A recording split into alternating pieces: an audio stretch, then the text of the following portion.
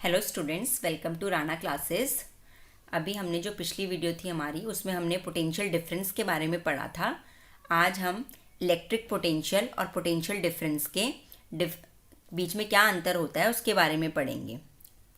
और साथ ही आज हम सर्किट डायग्राम के बारे में भी पढ़ेंगे, जिससे आपको सर्किट डायग्राम की एक अच्छी नॉलेज हो जाए, जिससे हम आगे के चैप्टर को ईजिली कर सकें। ये जो टॉपिक है हमारा, डिफरेंस बिटवीन इलेक्ट्रिक पोटेंशियल और पोटेंशियल डिफरेंस, ये बहुत ही इंपॉर्टेंट टॉपिक है। और साथ ही सर्किट डायग्राम में जितने भी डायग्राम्स हम यूज़ करेंगे वो भी बहुत ही इंपॉर्टेंट है, एग्ज़ाम पॉइंट ऑफ व्यू से भी और कॉम्पिटिटिव पॉइंट ऑफ व्यू से भी। तो आज हम स्टार्ट करते हैं अपना टॉपिक। तो पिछले वीडियो में हमने पढ़ा था कि पोटेंशियल डिफरेंस क्या होता है, कि कोई भी कंडक्टर है, उस कंडक्टर के बीच में बिटवीन एनी टू पॉइंट्स हमें क्या करना है, चार्ज का फ्लो कराना है। अगर तो बिटवीन एनी टू पॉइंट्स अगर हमें चार्ज को एक जगह से दूसरी जगह पहुंचाना है, तो उसके लिए हमें क्या करना पड़ता है, उस चार्ज के ऊपर काम करना पड़ता है। तो उसे हम बोलते हैं पोटेंशियल डिफरेंस, कि चार्ज के ऊपर जो हमें काम करना पड़ रहा है उसे एक पॉइंट से दूसरे पॉइंट तक पहुंचाने में, वो तो हमारा नॉर्मल पोटेंशियल डिफरेंस होता है। अब आता है कि इलेक्ट्रिक पोटेंशियल क्या होता है। अब इलेक्ट्रिक पोटेंशियल क्या होता है कि अगर हमें इन्फिनिटी से, कि कोई चार्ज है इन्फिनिटी में, बहुत दूर है, इन्फिनिटी से किसी चार्ज को किसी पर्टिकुलर पॉइंट पे लेके आना है, ठीक है, किसी पर्टिकुलर कहाँ लेके आना है, पॉइंट पे लेके आना है, तब जो हमें उस चार्ज के ऊपर काम करना पड़ेगा, वो काम हमें क्या कहलाता है, पोटेंशियल, इलेक्ट्रिक पोटेंशियल कहलाता है। ठीक है, तो यहाँ पर इन दोनों में डिफरेंस क्या हुआ भाई, कंडक्टर के अंदर कोई भी दो पॉइंट होगा, तो हमें एक पॉइंट से दूसरे पॉइंट में अगर चार्ज को पहुंचाने के लिए जो भी काम करना पड़ता है वो तो पोटेंशियल डिफरेंस हो गया। Work done in moving a positive charge from one point to another is known as potential difference. लेकिन अगर उसी चार्ज को हमें इन्फिनिटी से किसी पर्टिकुलर पॉइंट पे लेके आना है, तब जो हमें वर्क डन करना पड़ेगा, that is our electric potential. बस इतना सा डिफरेंस है, यहाँ पे बिटवीन टू पॉइंट्स है और यहाँ पे इन्फिनिटी से किसी पर्टिकुलर पॉइंट पे। ये डिफरेंस होता है इलेक्ट्रिक पोटेंशियल और पोटेंशियल डिफरेंस में। अब देखो, हमारे पास अगर ये कोई भी कंडक्टर है, उस कंडक्टर के अंदर उसका ये इन्फ्लुएंस एरिया है, यहाँ तक उसके फोर्सेस काम करते हैं। अब इन्हीं फोर्सेस के अगेंस्ट हमें क्या करना पड़ेगा, यहाँ से काम करना पड़ेगा। मुझे किसी चार्ज को इन्फिनिटी से इस कंडक्टर के अंदर लेके आना है, तो मुझे क्या करना पड़ेगा, इसके जो हमारे पास इसकी जो भी एनर्जी है, जो भी इसका इन्फ्लुएंस है, अट्रैक्शन की फोर्स या फिर रिपल्शन की फोर्स, उस फोर्स के अपोजिट काम करना पड़ेगा। मान लो कि हमारा किसी का घर है, अगर किसी के घर में उसी का मेंबर आ जाए तब तो कोई दिक्कत नहीं है, इजीली एंटर कर सकता है। बट बाहर से अगर कोई मेंबर आएगा किसी के घर में, तो उसे क्या करना पड़ेगा, अंदर वाले को इन्फ्लुएंस करना पड़ेगा, काम करना पड़ेगा कि मैं कहाँ से आया हूँ, क्यों आया हूँ, सब कुछ बता के जो भी प्रॉपर वो एक वर्क करेगा, उसके बाद ही वो एंट्री ले सकता है ना। तो इसी एग्जाम्पल के थ्रू आप समझ लीजिए, बाहर से कुछ भी अगर अंदर आएगा, ठीक है, अगर वो बाहर से कोई भी चीज़ अंदर आएगी तो उसे क्या करना पड़ेगा, वर्क डन करना पड़ेगा। वर्क डन क्यों करना पड़ेगा, क्योंकि हमें क्या करना पड़ेगा, इसके एरिया के अंदर जाना है। इसके एरिया के अंदर जाने के लिए हमें क्या करना पड़ेगा, उसके ऊपर काम करना पड़ेगा। तो केवल सिंपल सा डिफरेंस कि कंडक्टर के अंदर दो पॉइंट के बीच में अगर हमें चार्ज को एक जगह से दूसरी जगह ले जाना है तो पोटेंशियल डिफरेंस होगा, और अगर इन्फिनिटी से चार्ज को किसी कंडक्टर के किसी पॉइंट के अंदर ले जाना है तो क्या होगा, हमारे पास इलेक्ट्रिक पोटेंशियल होगा। तो दोनों में फॉर्मूला तो वही है, वर्क डन करना है, किसके ऊपर करना है, चार्ज के ऊपर करना है। बस हमारे पास क्या था, पोटेंशियल डिफरेंस क्या आता है हमारे पास, वर्क डन किसके ऊपर, चार्ज के ऊपर, वो हमारा पोटेंशियल डिफरेंस होता है। और अगर हमारे पास पॉइंट्स है ए एंड बी, तो पोटेंशियल डिफरेंस हो जाएगा V A minus V B. ये क्या हो जाएगा, हमारे पास पोटेंशियल डिफरेंस हो जाएगा between two points, is equals to work done upon में चार्ज हो जाएगा हमारे पास। तो ये हो गया। अब यहीं पे अगर हम इलेक्ट्रिक पोटेंशियल की बात करें, तो यहाँ पे हम ए की जगह क्या ले लेंगे, इन्फिनिटी ले लेंगे। V infinity minus V A is equals to work done upon में चार्ज। भाई यहाँ पे दो पॉइंट्स क्या थे, ए एंड बी थे, यहाँ पे दो पॉइंट्स क्या है, एक इन्फिनिटी पॉइंट है और दूसरा पॉइंट ए पॉइंट है। तो यहाँ पे V A minus V B होगा, यहाँ पे V infinity minus V A होगा। तो बेसिक डिफरेंस ये हो गया कि दो पॉइंट के अंदर अगर हमें वर्क डन कराना है तो पोटेंशियल डिफरेंस, और अगर इन्फिनिटी से किसी पर्टिकुलर पॉइंट पे लेके आना है चार्ज को तो हमारे पास इलेक्ट्रिक पोटेंशियल। तो ये तो हो गया डिफरेंस। अब उसके बाद हम क्या करते हैं, सर्किट डायग्राम पढ़ते हैं, जो कि बहुत ही इंपॉर्टेंट होता है एग्जाम पॉइंट ऑफ व्यू से। अब देखिए सर्किट डायग्राम देखिए ये, तो इस सर्किट डायग्राम में सबसे हम पहली बात करते हैं इलेक्ट्रिक सेल की। भाई हम कोई भी सर्किट बनाएंगे तो उस सर्किट में जो भी हमें यूजेस करने होंगी चीज़ें, बल्ब हो गया, सेल हो गया, करंट हो गया, उनको हम किसी से डिनोट तो करेंगे ही। तो उनका डिनोशन का डायग्राम क्या है, इलेक्ट्रिक सेल को हम इससे डिनोट करते हैं।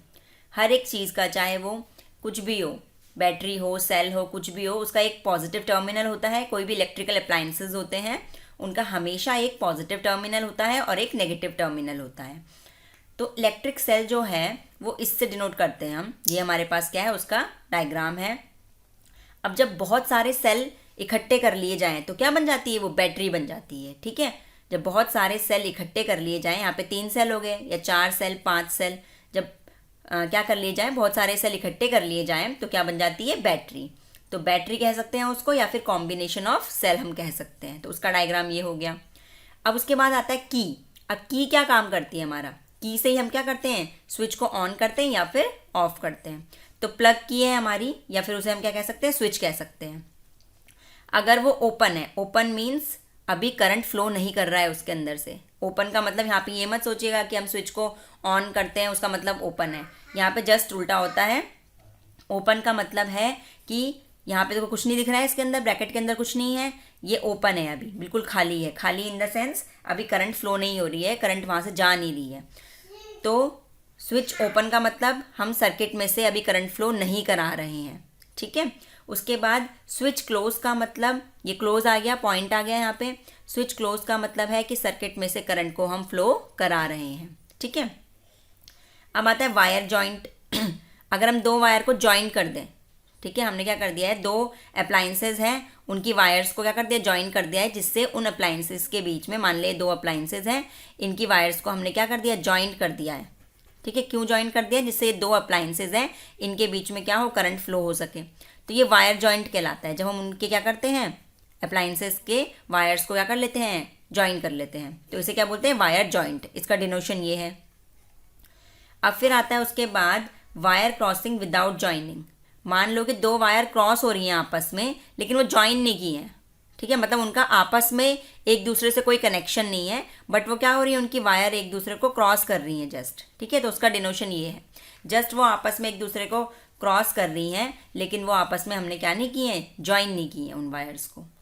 तो ये हो गया वायर क्या है, जॉइनिंग तो नहीं है यहाँ पे, लेकिन सिर्फ क्या है हमारे पास, क्रॉसिंग है। अब उसके आता है बल्ब का डिनोशन। बल्ब को हम इससे डिनोट करते हैं, जब हम कहीं कहीं पे भी किसी भी सर्किट में इलेक्ट्रिक बल्ब को दिखाएंगे तो उसका डिनोशन ये होगा। उसके बाद आता है रजिस्टर, जिसको हम रेजिस्टेंस भी बोलते हैं, उसको आर से डिनोट करते हैं हम, रेजिस्टेंस को आर से डिनोट करते हैं, और उसका सिंबल ये होता है। अभी आप सिंबल देख लीजिए, अब जब मैं डायग्राम्स करा दूंगी उसके बाद मैं रेजिस्टेंस भी आपको समझाऊंगी कि क्या होता है, क्योंकि अभी तक हमने जो भी ये चीज़ें पढ़ी हैं ऊपर से नीचे तक, इनमें हमको हर चीज़ें पता है, लेकिन रेजिस्टेंस अभी हमें नहीं पता है, क्योंकि अभी रेजिस्टेंस मैंने आपको पढ़ाया नहीं है। तो ये रेजिस्टेंस का क्या होता है, सिंबल होता है।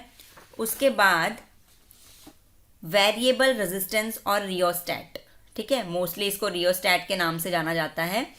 जब आप लैब में जाएंगे, स्कूल में आपको एक्सपेरिमेंट कराया जाएगा तो रियोस्टैट मोस्टली इसको बोलते हैं। ये होता है वेरिएबल रेजिस्टेंस। अभी जो पीछे हमने रेजिस्टेंस पढ़ा था, उसका सिंबल देखा था हमने, तो वो फिक्स रेजिस्टेंस था कि फिक्स रेजिस्टेंस होगा 2 का, 4 ओम का, 5 ओम का, इस तरीके से। वेरिएबल रेजिस्टेंस क्या होता है, इसमें रेजिस्टेंस बहुत सारे लगे होते हैं, ये एक बॉक्स की तरह होता है इस तरीके से।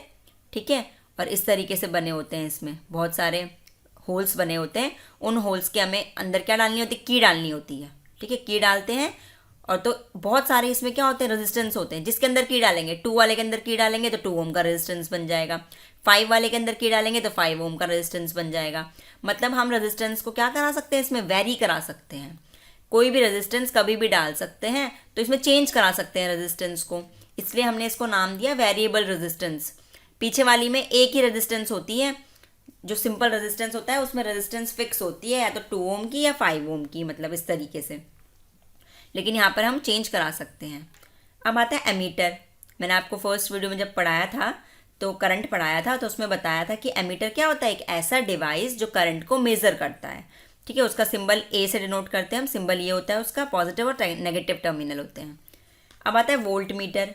तो अभी पिछली वीडियो में हमने पढ़ा था कि पोटेंशियल डिफरेंस को हम जिस डिवाइस से मेज़र करते हैं उसको हम क्या बोलते हैं, वोल्ट मीटर बोलते हैं।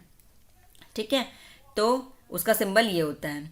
अब उसके बाद हम आगे पढ़ते हैं कि रेजिस्टेंस क्या होता है।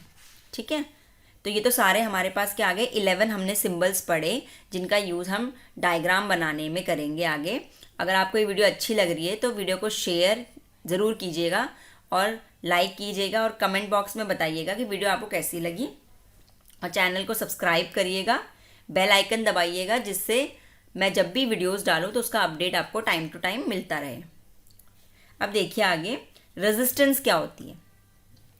तो रेजिस्टेंस होती है किसी भी कंडक्टर की प्रॉपर्टी होती है। ये हमें पता है कि हमने देखे डिफरेंट कंडक्टर्स कि कुछ कंडक्टर तो ऐसे होते हैं जो बहुत ही जल्दी क्या कर लेते हैं, इलेक्ट्रिसिटी को कंडक्ट कर लेते हैं। ठीक है, वैसे सबसे अच्छा कंडक्टर हमारा होता है सिल्वर। ठीक है, अब बात ही आ जाएगी कि भाई सिल्वर को हम फिर क्यों नहीं यूज़ करते हैं, सबसे अच्छा कंडक्टर है, मतलब इलेक्ट्रिसिटी उसके अंदर से सबसे अच्छे से पास होगी। बट सिल्वर हमारा एक्सपेंसिव होता है। अगर हम उसको घरों में यूज़ करने लग गए, वायरिंग्स में, जितनी भी वायरिंग्स हमारे घरों में होती हैं, तो बहुत एक्सपेंसिव पड़ जाएगा। तो इसलिए हम कॉपर को यूज़ करते हैं, क्योंकि कॉपर एक तो चीप होता है, सस्ता होता है, और दूसरा क्या होता है कि वो गुड कंडक्टर भी होता है। सिल्वर से अच्छा गुड कंडक्टर नहीं होता है, लेकिन गुड कंडक्टर होता है, इसलिए हम कॉपर को यूज़ करते हैं। तो हर एक कंडक्टर की अलग अलग प्रॉपर्टीज़ होती हैं, तो उसमें से एक प्रॉपर्टी है रेजिस्टेंस। रेजिस्टेंस कंडक्टर की एक प्रॉपर्टी होती है to resist the flow of charges, जो चार्जेस को क्या करती है, रेजिस्ट करती है। रेजिस्ट करना मतलब रोकना। ठीक है, चार्जेस के फ्लो को रोकती है। हमारे किसी भी चीज़ के अंदर अगर कोई भी चीज़ फ्लो हो रही है, कोई एक कंडक्टर है, तो कंडक्टर की सबकी अपनी अपनी प्रॉपर्टी होगी, तभी तो हम उसे कहेंगे। किसी कंडक्टर को हम कहते हैं गुड कंडक्टर, और किसी कंडक्टर को बोलते हैं, जैसे एवरेज कंडक्टर हो गया एक, और दूसरा हो गया हमारे पास बैड कंडक्टर। ये किस वजह से बोलते हैं, इसी वजह से तो बोलते हैं भाई जो कंडक्टर चार्जेस को बहुत अच्छे से फ्लो कराता है, स्मूथली फ्लो करा पाता है चार्जेस को, तो गुड कंडक्टर हो गए। जो ठीक ठाक फ्लो करा पाते हैं चार्जेस को, वो एवरेज कंडक्टर हो गए। जो बिल्कुल भी फ्लो नहीं करा पाते हैं उनको बोलते हैं बैड कंडक्टर। जैसे हमारे पास वुड हो गया, लकड़ी हो गई, उससे करंट पास ही नहीं होती है, दैट मीन्स वो चार्जेस को फ्लो नहीं करा पाती है, तो वो होता है बैड कंडक्टर। तो सबकी अपनी अपनी प्रॉपर्टी है ना, वो किसके ऊपर डिपेंड करती है, रेजिस्टेंस के ऊपर। तो रेजिस्टेंस क्या होती है, कंडक्टर की ऐसी प्रॉपर्टी जो चार्जेस के फ्लो को रोके। भाई जिसका ज़्यादा रेजिस्टेंस होगा, मतलब उसके अंदर चार्जेस के फ्लो को रोकने की ताकत ज़्यादा होगी। भाई चार्जेस के फ्लो को ही अगर रोक दिया, दैट मीन्स उसके अंदर करंट भी प्रोड्यूस नहीं होगी। भाई फ्लो ऑफ चार्जेस हमने पढ़ा था, आई इज इक्वल्स टू क्या होता है, क्यू अपॉन टी। ठीक है, पर यूनिट टाइम में कितना चार्जेस फ्लो हो रहे हैं, फ्लो ऑफ चार्जेस ही हमारा करंट होता है। अगर चार्जेस फ्लो ही नहीं करेंगे तो करंट भी नहीं बनेगी। तो क्या होगा, जो बैड कंडक्टर होते हैं, या फिर जिसे हम क्या बोलते हैं, इंसुलेटर बोलते हैं, जिनसे करंट हमारी पास नहीं होती है, इंसुलेटर का रेजिस्टेंस बहुत ही ज़्यादा होता है। मतलब वो चार्जेस को फ्लो को बहुत ज़्यादा रोक लेते हैं, चार्जेस फ्लो नहीं हो पाते हैं, जिसकी वजह से करंट नहीं बनती है। ठीक है, तो सब कंडक्टर की अपनी अपनी प्रॉपर्टी होती है। जैसे सिल्वर है, मैंने क्या बोला, सिल्वर एक बहुत ही अच्छा कंडक्टर है, दैट मीन्स उसके अंदर रेजिस्टेंस बहुत ही कम होगी। वो चार्जेस के फ्लो को रेजिस्ट नहीं करेगा, बहुत ही कम रेजिस्ट करेगा, ना के बराबर। तो बहुत ही कम रोक रहा है, दैट मीन्स उसके अंदर से चार्जेस बहुत ही अच्छे से फ्लो हो जाएंगे, तो क्या हो जाएगा, वो बहुत ही अच्छा कंडक्टर कहलाएगा। ठीक है, उसके अंदर करंट बहुत ही अच्छी डेवलप होगी। ठीक है, तो रेजिस्टेंस क्या हो गई, कंडक्टर की ऐसी प्रॉपर्टी जिसकी वजह से वो चार्जेस के फ्लो को रोकता है।